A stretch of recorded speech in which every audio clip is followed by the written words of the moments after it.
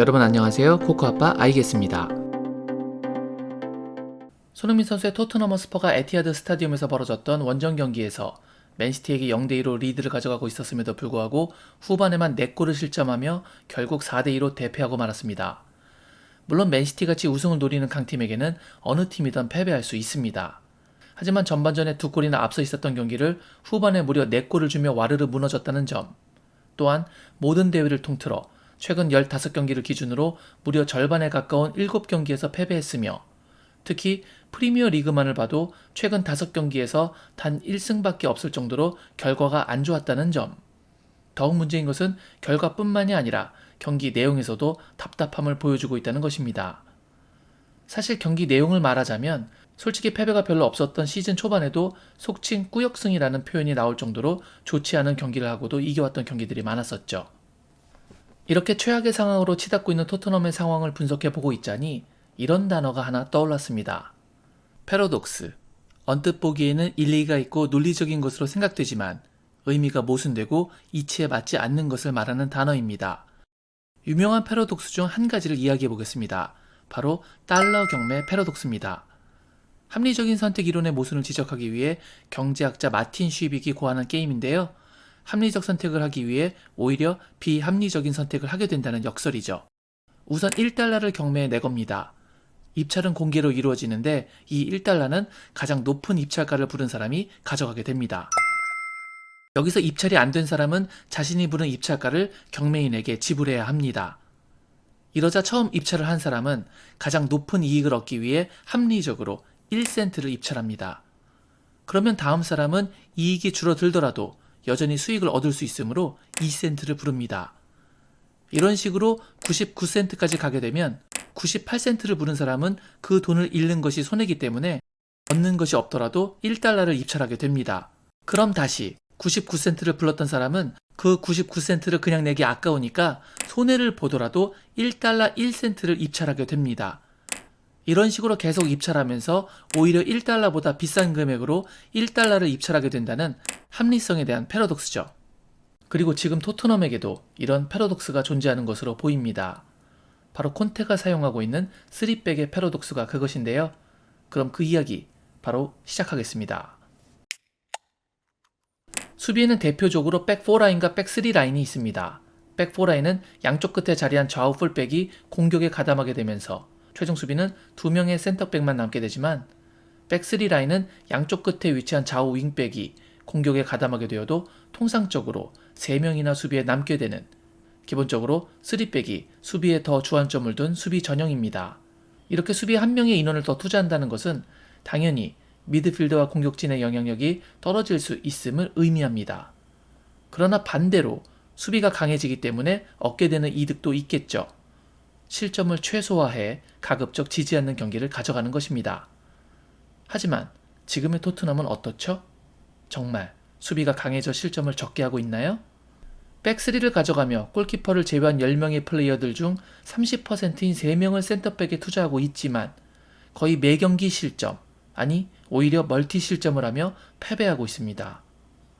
골을 덜 먹기 위해 수비 쪽에 투자를 했지만 손실이 이만저만한 상황이 아니라는 것입니다. 여기서 3백의 패러독스는 출발합니다. 지난 시즌 콘테가 부임한 이후 가졌던 프리미어리그 28경기에서 총 패배가 6패입니다. 그리고 이번 시즌 콘테는 지난 시즌보다 8경기가 적은 20경기를 소화했지만 오히려 패배는 그보다 더 많은 7패를 기록하고 있습니다. 상황이 얼마나 안 좋은지 보여주는 자명한 데이터겠죠. 실점 기록은 더욱 적나라하게 그 지표들을 보여줍니다. 콘테는 지난 시즌 28번의 프리미어리그에서 23실점을 했습니다. 하지만 이번 시즌 20번의 프리미어리그에서 무려 31실점이나 했습니다. 8경기나 적게 하면서 오히려 8골이나 더 많이 실점했습니다. 이건 이번 시즌 모든 경기를 백4로 가져가면서 부진의 늪을 벗어나고 있지 못한 9위 리버풀의 25실점보다도 많은 기록입니다. 물론 리버풀은 아직 토트넘보다 경기 수가 2경기 적지만 그렇다고 그 2경기에서 6실점을 해 토트넘과 실점 기록을 나란히 할 것이라고 생각되지는 않는군요. 토트넘처럼 모든 경기는 아니지만 그래도 백3를 즐겨 사용하는 빅6 팀에는 첼시가 있습니다. 첼시는 이번 시즌 리그 총 19경기 중 거의 절반에 가까운 9경기를 백3로 가져갔고 그들의 리그 순위는 비록 10위지만 수비에 투자한 만큼 실점은 토트넘보다 10골이나 적은 21실점입니다. 첼시는 분명 백3를 선택한 수비의 목적을 달성했습니다. 토트넘은 수비를 중점으로 선택하는 백3 전형을 선택한 것에 대해서 사실상 그 어떤 유리함도 찾아볼 수 없는 상황입니다. 그렇다면 대체 왜 콘테는 계속해서 이 백3의 수비를 고수해야 하는 것일까요? 아무래도 그 출발점은 다이어로부터 시작하는 것 같습니다. 다이어는 무슨 이유에서인지 도무지 납득이 가지는 않지만 토비와 베르통원을 이어 토트넘의 주전 센터백을 맡기 시작했습니다. 처음 그가 자신의 포지션을 변경해 센터백을 맡기 시작했을 때에는 일시적인 땜빵이라고 생각했고 조만간 그 자리에 수준 높은 센터백을 영입할 줄 알았습니다. 그러나 무리뉴부터 시작한 이 실험은 결국 다이어 산체스, 일명 국내에서는 산다 라인이라는 팬들의 조롱까지 얻으며 최악의 수비력을 보여주었습니다. 하지만 콘테가 부임해 이 4백을 3백으로 바꾸어 수비 숫자를 늘리며 다이어의 부족한 능력이 희석되더니 종국에는 토트넘의 지난 시즌 좋았던 성적에 힘입어 다이어가 국대 명단까지 소집되는 일이 벌어졌습니다. 하지만 저는 개인적으로 다이어가 무슨 완전 최하급 선수는 아니라고 하더라도 기본적으로 프리미어리그 빅6 팀에서 뛸 최고 수준 레벨의 센터백 자원은 아니라고 생각합니다. 단지 그동안 3백을 통한 시스템적인 수비 보완으로 인해서 그의 약점들이 많이 가려지고 있었다고 생각합니다. 특히 잦은 판단 미스와 실책성 플레이로 경기 결과를 망치거나 경기의 흐름을 나쁘게 바꿔놓는데 다수 일조했죠. 더욱 문제인 것은 수비력이 나쁜데 속도까지 느리기 때문에 감독 입장에서 전술적인 라인을 올리는 것에 부담을 느끼게 만든다는 것입니다. 이것으로 인해 미드필더진을 많이 올리자니 수비 라인과 간격이 벌어지며 상대에게 침투 공간을 주게 되고 적게 올리자니 미들진과 공격진 간의 간격이 멀어져 공격수들이 고립되며 볼 배급받기가 어려워지는 난관에 봉착하게 됩니다. 그러면 지금 잠시 토트넘의 공격수들에 관한 이야기로 넘어가 보겠습니다. 여러분은 토트넘 최고의 공격 조합이 무엇이라고 생각하시나요? 서로 의견이 다를 수 있겠지만 많은 분들께서 손흥민, 케인, 쿨루셉스키의 강력한 조합을 선택하시리라고 생각합니다. 그리고 그 생각은 비단 저만의 생각이 아닌 콘테의 생각이기도 합니다. 콘테는 맨시티전을 앞두고 가졌던 기자회견에서 토트넘은 수비보다도 손케쿨의 공격력이 더 중요한 팀이라고 스스로의 입으로 밝혔으니까요. 그렇기 때문에 최강의 공격 조합인 손케쿨을 포기할 수는 없는 것입니다. 그런데 그러다 보면 그로 인해 어쩔 수 없이 따라오는 불가피한 선택이 발생합니다. 수비에 3백을 쓰고 전방에 3톱을 놓다 보니 어쩔 수 없이 허리에는 4명의 선수가 올 수밖에 없다는 것이죠. 그러니까 좌우 윙백을 제외하면 중원에는 3미들이 오지 못하고 어쩔 수 없이 2미들이 오게 됩니다. 이것이 토트넘 미드필더들에게 엄청난 하중을 주고 있습니다. 2명이서 커버해야 할 지역이 너무 넓기 때문에 항상 체력적인 부담을 가지고 있고 그러다 보면 90분의 경기 속에서 매번 실책성 플레이들이 나오기 십상이며 공격과 수비 모두 관여해야 되기 때문에 어떻게 보면 그 어느 쪽에서도 두각을 드러내지 못하게 됩니다.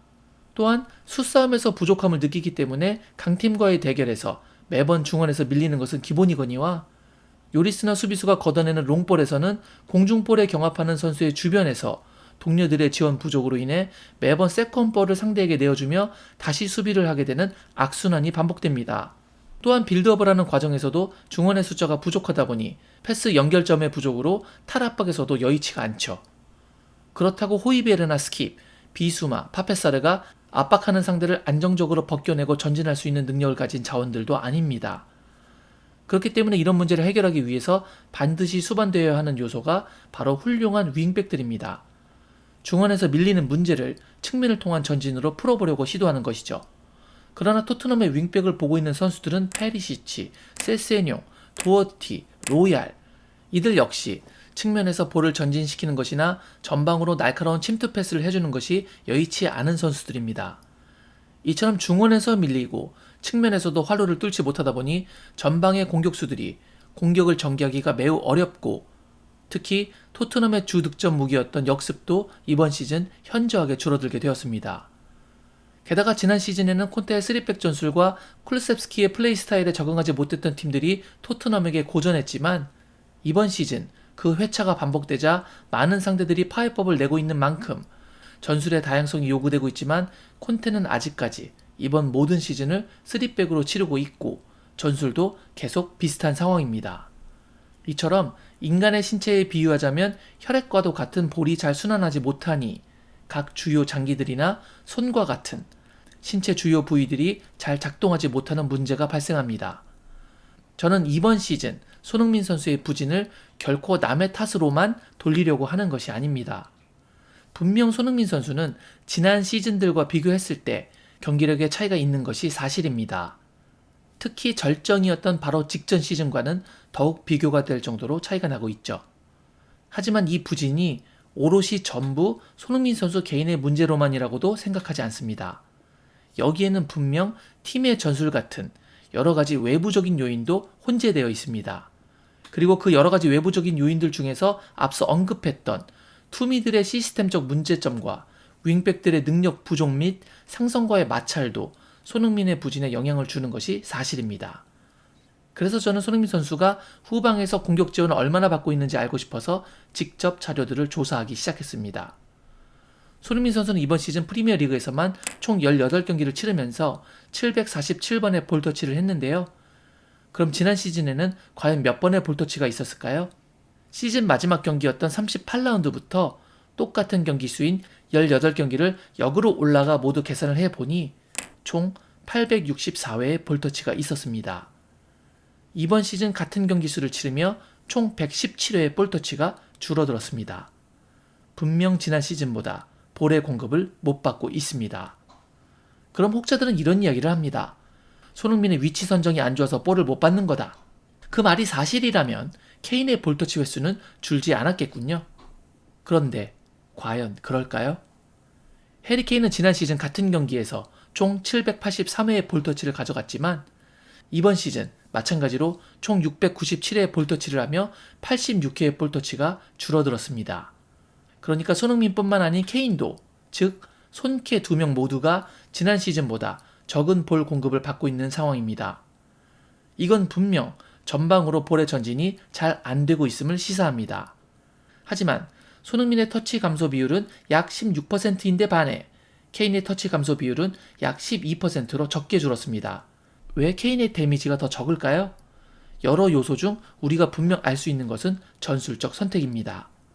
토트넘은 파이널 서드에서 최종 공격 방법의 선택의 상당수를 측면 롱크로스로 커버하고 있고 손흥민과는 다르게 중앙 헤더 경합이 가능한 케인은 리그 득점 15골 중 절반에 가까운 7골을 헤더로 넣으면서 경쟁력을 보이는 반면 손흥민은 더욱 공격 루트 고갈로 인해 골 가뭄에 시달리게 되고 있습니다. 그리고 여기에서 더욱 치명적인 문제가 발생합니다. 손흥민을 거치는 것이 아니라 케인에게 크로스가 곧바로 향하기 때문에 단순히 손흥민 선수의 득점만 고갈되는 것이 아니라 콘테가 토트넘의 가장 강점이라고 말했던 공격의 핵심인 손케 듀오의 합작골이 말라가고 있다는 점이죠. 손흥민과 케인의 공격에서의 교감은 점차 사라지고 있습니다.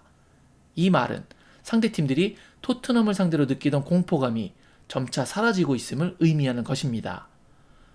우리 모두가 알듯이 손흥민 선수가 한 시즌만 반짝한 선수가 아니지 않습니까? 그렇다고 최근 몇 시즌 서서히 하락세를 계속해서 보여준 선수도 아닙니다. 이런 상황에서는 빠르게 원인을 진단해 그를 정상 폼으로 돌려놓는 것이 토트넘으로서도 필요한 선택이라고 보입니다. 그렇기 위해서는 손흥민 선수 스스로도 자신감과 폼을 찾는 것에 노력해야 하겠지만 토트넘의 전술도 선수들을 살릴 수 있는 방향으로 나아가야 합니다. 토트넘이 손흥민과 케인의 공격력을 살리며 손케 듀오까지 부활시키고 싶다면 이제는 공격에 더 투자해야 할 때입니다. 현재 되지도 않는 3백을 사용하면서 계속해서 실점을 하며 더욱이 후반에만 4골이나 실점하는 상태로는 3백을 지속해서 가져가는 것은 그 어떤 의미도 남아있지 않아 보입니다. 3백의 실패는 이제 충분히 검증이 되었습니다. 물론 이 실점에는 요리스의 부진도 있습니다. 최근 요리스는 너무나도 많은 실책을 범하고 있고 그의 실책 중 5골의 실점까지 연결되며 프리미어리그 전체 골키퍼 중 이 불명예스러운 기록에서 단연 1등을 달리고 있습니다. 그는 최근 인터뷰에서 월드컵 준우승에 대한 정신적인 충격이 있었음을 인정하기도 했고요. 하지만 그럼에도 3백에 대한 문제점이 자유로워지는 것은 아닙니다. 이제라도 미드필드의 숫자를 늘려서 중원의 힘을 키워줘야 할 시기입니다. 예를 들어 백포라인에 세세뇽, 다이어, 로메로, 도어티를 두고 최전방에는 손흥민, 케인, 쿨루셉스키를 놓은 다음 수비적으로 갈 때에는 더블 볼란치로 비수마, 호이비에르, 그리고 그 앞에는 벤탄쿠르를 배치하는 4-3-3, 또는 조금은 더 공격적인 정삼각형 모양이 아닌 역삼각형 모양의 4-3-3, 아니면 전방에 더 힘을 실어줄 수 있는 4-2-3-1, 예를 들어 백포라인을 두고 그 앞에 비수마, 호이비에르로 수비를 보호한 다음 2선에 손흥민, 벤탄쿠르, 쿨루셉스키, 그리고 최전방에 케인을 놓는 전형, 또는 더욱 공격적으로 갈 상황에서는 백포라인 앞에 벤탄쿠르, 호이비에르, 그리고 2선에는 손흥민, 히샬리송, 쿨루셉스키, 그리고 최전방에는 케인을 놓아서 히샬리송에게 등지고 버티며 중원에서 좌우 또는 전방으로 공이 나갈 수 있는 기점이 되는 역할을 부여할 수도 있겠죠. 이처럼 3백을 버리게 되면 수비가 더 약해질 수는 있겠으나 공격에서 보다 다양한 전술을 구사할 수 있게 됩니다. 물론 우리가 여기서 주의해야 할 것은 절대 포메이션에 맹신해서는 안 된다는 점입니다. 3-4-3을 4-3-3이나 4-2-3-1로 바꾼다고 해서 모든 문제가 전부 해결되는 것은 아닙니다. 하지만 변화 없는 매번 똑같은 전술, 그로 인해 상대가 누구나 예측할 수 있는 뻔한 전술, 그렇다고 그 전술이 상대가 알고도 당하는 극강의 전술도 아닌데다가 수비에 치중함에도 불구하고 매번 실점해서 패배하는 전술을 왜 전혀 바꾸지 않고 계속해서 고집하는가? 다이어에서 시작된 이 붙박이가 되어버린 고정 3백의 패러독스에서 벗어나지 않는 한 토트넘의 공격이 예전 모습을 찾기란 여간해서는 어렵지 않나 생각하게 됩니다. 때로는 3백을 하지만 때로는 4백을 혼용해 전술적 변화의 역량을 활용해야 함이 어느 때보다도 필요한 시점이라고 생각됩니다. 다시 잠시만 1달러 패러독스 이야기로 돌아가 보겠습니다. 만약 여러분이 이제 그 경매에 참여하게 된다면 얼마를 입찰하시겠습니까? 이건 어떨까요? 처음부터 99센트를 입찰하는 겁니다. 그러면 다음 사람은 1달러를 불러야 입찰이 가능한데 그러면 아무런 이득도 남지 않는 선택을 누가 하겠습니까? 하지만 인간은 때로는 이해할 수가 없어서 아무 합리성이 없는 선택을 하기도 합니다. 만약 자기가 손해볼 일은 없으니 그냥 난 1달러 입찰할래 라고 해버리면 여러분은 그 즉시 99센트라는 엄청난 손실을 입게 되겠죠. 그래서 1달러 1센트를 입찰하는 순간 다시 패러독스에 갇히고 맙니다. 그렇다면 가장 최선의 방법은 어쩌면 그냥 1달러를 입찰하는 것일지도 모르겠습니다. 이 이야기가 주는 교훈에 대해서 저는 개인적으로 이런 생각을 해봤습니다. 어떤 것을 얻고 싶다면 그냥 그에 맞는 정당한 대가를 지불하라. 1달러를 얻고 싶다면 더 손해보기 전에 1달러를 입찰가로 적어내고 송케쿨의 공격력을 얻고 싶다면 선발 명단에서 3명의 센터백 대신 1명의 미드필더를 더 적어내는 것이 이 패러독스를 끝낼 수 있는 길이 아닐까라는 생각이 드네요. 오늘 제가 준비한 영상은 여기까지였습니다. 오늘 영상이 마음에 드셨다면 구독, 좋아요, 알림 설정 부탁드리겠습니다. 새해 복 많이 받으시길 기원하겠습니다. 역시 I guess.